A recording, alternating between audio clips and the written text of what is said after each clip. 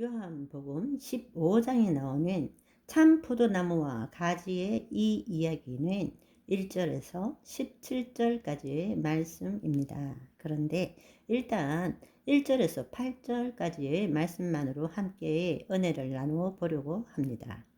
왜냐하면 이 구절 안에 모든 핵심적인 내용이 들어있기 때문입니다. 이 말씀, 예수님께서 요한복음 15장에 이 말씀을 해 나가시는 것은 언제인가 하면 십자가를 주시는 마지막 고난주간에 성목요일 만찬 때 마가의 다락방에서 하신 말씀입니다. 그래서 참 포도나무와 가지의 이 비유를 이야기하실 때에 그 식탁 위에 포도주도 있었습니다.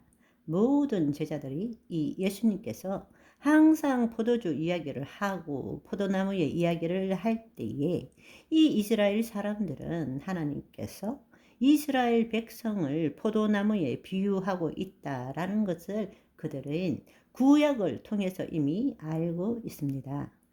가만히 생각해 보면 예수님께서 비유를 들 때에 포도나무뿐만 아니라 포도주 이야기도 굉장히 많이 하십니다. 한번 생각해 보세요. 예수님이 인자로 오셔서 포도주를 좋아하셨나 싶기도 하지만 가만히 생각해 보면 예수님이 포도주를 좋아한 것이 아니라 제자들이 포도주를 굉장히 좋아했던 것 같아요. 이스라엘 백성들은 늘 포도주, 자기들이 포도나무이고 포도주를 즐겼기 때문에 예수님께서 하나님 나라의 비밀을 비유로 말씀하실 때 포도주보다, 포도나무보다 더 좋은 비유가 어디에 있겠습니까? 그래서 예수님께서 포도나무와 포도주의 비유를 많이 든 것이 아닌가 싶습니다.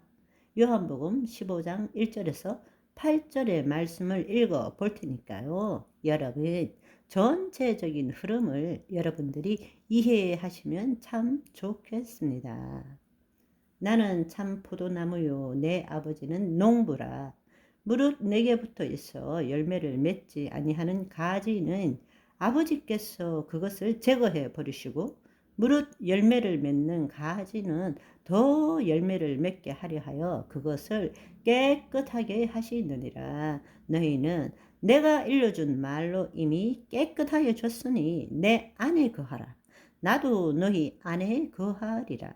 가지가 포도나무에 붙어 있지 아니하면 스스로 열매를 맺을 수 없음 같이 너희도 내 안에 있지 아니하면 그러하리라. 나는 포도나무요 너희는 가지라. 그가 내 안에 내가 그 안에 거하면 사람이 열매를 많이 맺나니 나를 떠나서는 너희가 아무것도 할 수 없음이라. 사람이 내 안에 거하지 아니하면 가지처럼 밖에 버려져 마르나니 사람들이 그것을 모아다가 불에 던져 사르느니라. 너희가 내 안에 거하고 내 말이 너희 안에 거하면 무엇이든지 원하는 대로 구하라. 그리하면 이루리라. 너희가 열매를 많이 맺으면 내 아버지께서 영광을 받으실 것이요 너희는 내 제자가 되리라. 이것이 15장 1절에서 8절까지의 말씀입니다. 여러분, 이 말씀을 읽을 때에 여러분들이 몇 번이나 이 말씀을 접했으리라 생각합니다. 여기서 특이한 점을 여러분들이 발견하지 못하셨는지요? 여러분, 특별히 1절에서 3절의 말씀을 한 번 더 읽어보겠습니다. 나는 참 포도나무요, 내 아버지는 농부라. 2절에 다시 한번 잘 생각해 보십시오. 무릇 내게 붙어 있어 열매를 맺지 아니하는 가지는 아버지께서 그것을 제거해 버리고, 무릇 열매를 맺는 가지는 더 열매를 맺게 하려 하여 그것을 깨끗하게 하시느니라 말씀하십니다.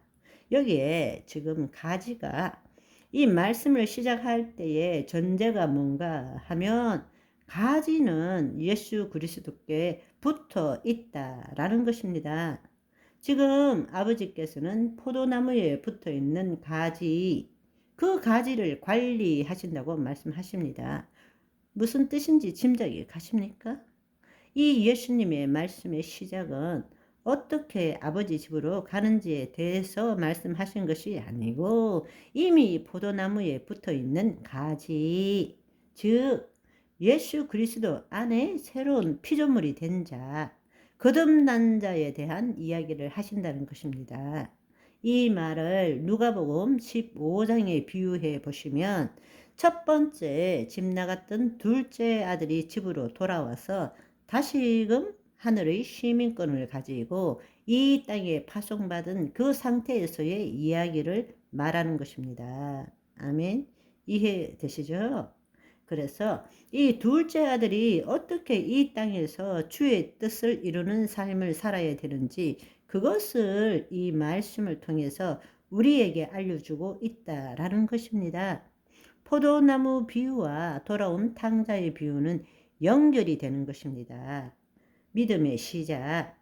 아버지를 멀리 떠났다가 돌아온 둘째 아들은 아버지 안에서 이 땅을 살아가며 어떤 삶을 살아야 되는가를 포도나무와 가지의 비유를 통해서 말씀하시는 것입니다. 이제 여러분, 이 말씀을 통해서 하나님의 자녀, 파송받은 둘째 아들은 어떻게 살아야 되는지 한번 함께 알아보기를 원합니다. 이 1절에서는 예수님께서는 자신을 참 포도나무, 아버지는 농부로 비유하셨습니다. 나는 참 포도나무요, 내 아버지는 농부라 말씀하셨습니다. 나는 참 포도나무요 라는 말은 굉장히 강조한 표현입니다. 왜냐하면 헬라어의 동사는 인칭을 표현하고 있기 때문에 포도나무요라는 말에 나는이라는 의미가 이미 들어 있습니다. 그럼에도 불구하고 예수님께서는 강조하시기 위해서 처음부터 나는 에고 에이미 나는 이다 라고 이렇게 말씀하신 것입니다.